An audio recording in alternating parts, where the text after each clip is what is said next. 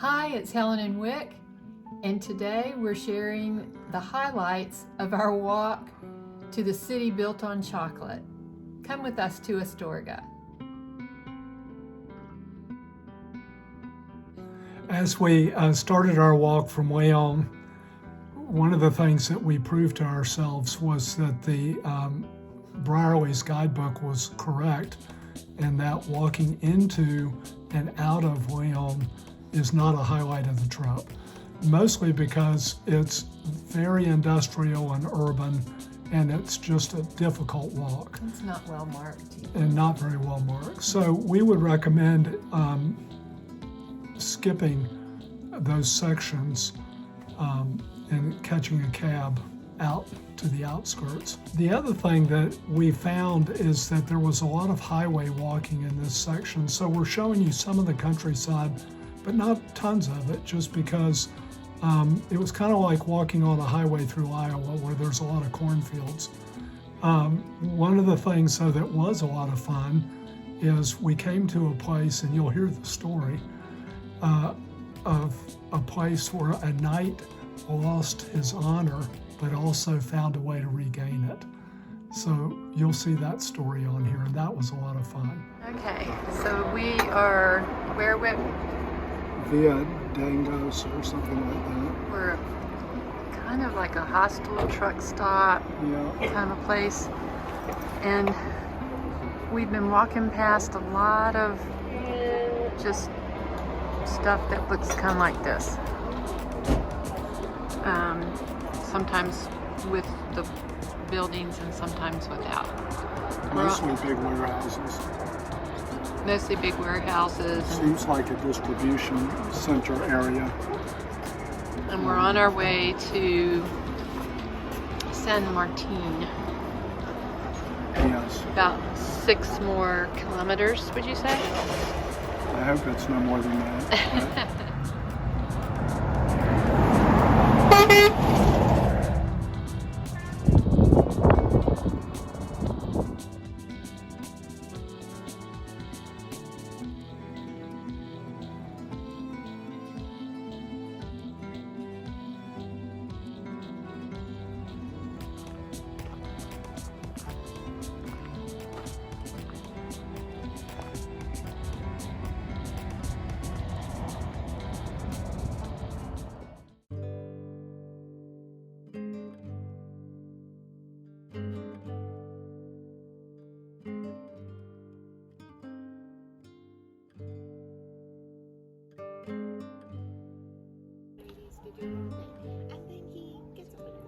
So we're in Hospital de Orbigo, and there is a wonderful legend about a knight. There was a knight who somehow lost his honor. And back in those days, this is 1,000 years ago, you could regain your honor by defending something until you broke so many lances. And so this knight, this bridge we're walking over, he decided to defend the bridge and put a challenge out. And knights from all over Europe came, and he defended it 100 times and broke the requisite number of lances on his opponents, and therefore regained his honor. So, good story about this bridge. And it's a really pretty bridge. It is, and so to think about the bridge has been here 1,000 years too.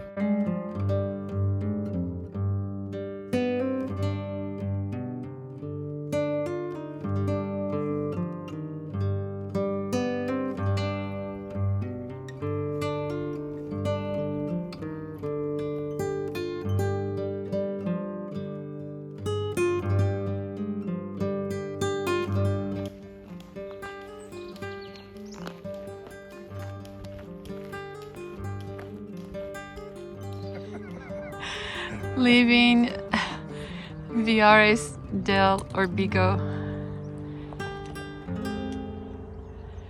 Finally out in the country again with more peace.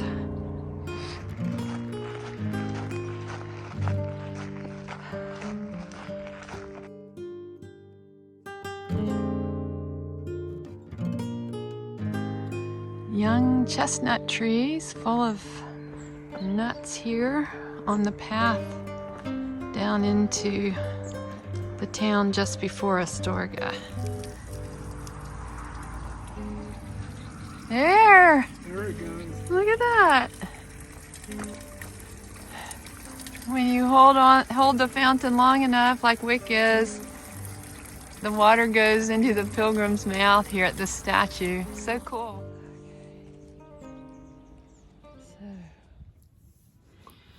We actually took an extra day of rest in Astorga to explore a little bit because it is such a pretty city. And the first stop we had was to go to the cathedral, the Catedral de Santa Maria de Astorga. And it's beautiful. I don't know that there's not a cathedral that is beautiful in Spain, but it is also beautiful. It has a wonderful museum connected to it in the same building, and it's worth going to the museum to see the craftsmanship, the needlework, amazing documents that are reproductions of actual handwritten documents from the year 974. And it's just, it blows our minds to think that you're looking at something that people created that long ago, and it's so exquisite. So we recommend the museum, but also then spending time meditating and praying and enjoying the beautiful cathedral there.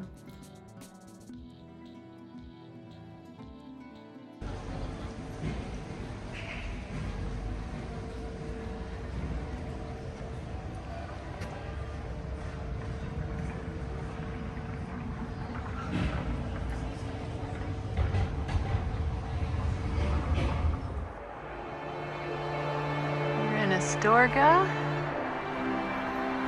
getting ready to visit church.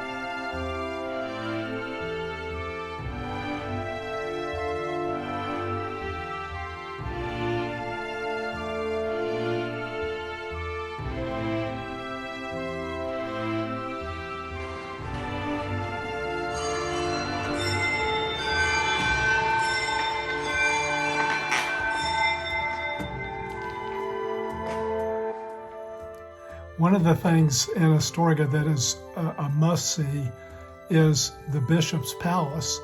This was designed and constructed by Anton Gaudi around 1900 in that time frame, and it's just beautiful. It's a work of art, architecture, and it's well worth walking through. It was never actually used as a bishop's palace because it was so grand that the people of the diocese felt like it wasn't appropriate for the bishop as a churchman's residence. The other thing that it has is a very interesting museum. So those two things are very much worth your time. And the craftsmanship inside and outside Yes. the Bishop's Palace is just exquisite. So you don't want to miss that, and just appreciate the craftsmanship from that time that built it too.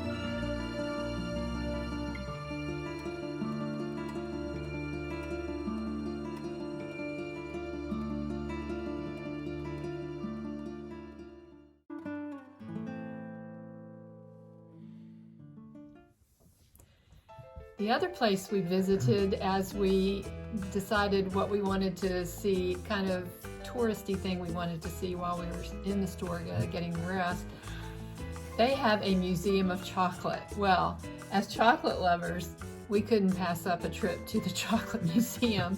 And sure enough, we learned so much more about chocolate than we ever thought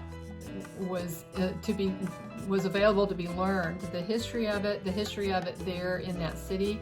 There were so many artisan factories making chocolate at one time that it was pretty much the only industry in Astorga that counted for much of anything. I mean, just very wealthy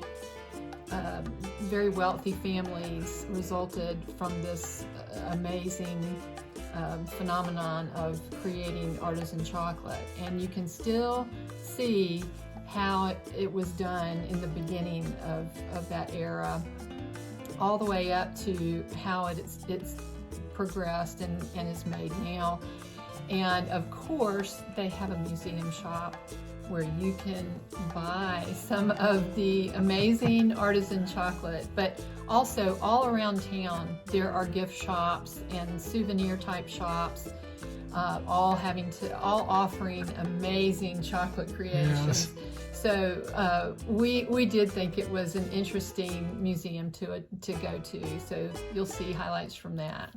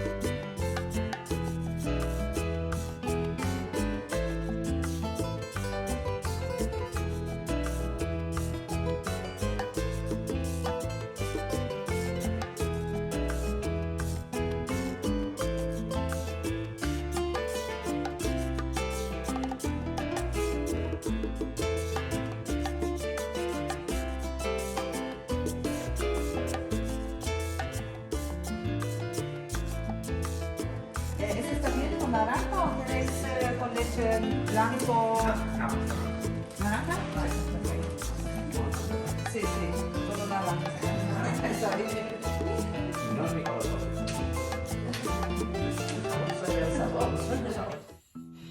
Well, thanks for watching today, and we would ask that if you haven't yet done it, please subscribe and hit the little bell, which means that you will be notified every time we post something. The reason we ask you to do this is that YouTube pays attention to how many people are watching your videos and how many people subscribe.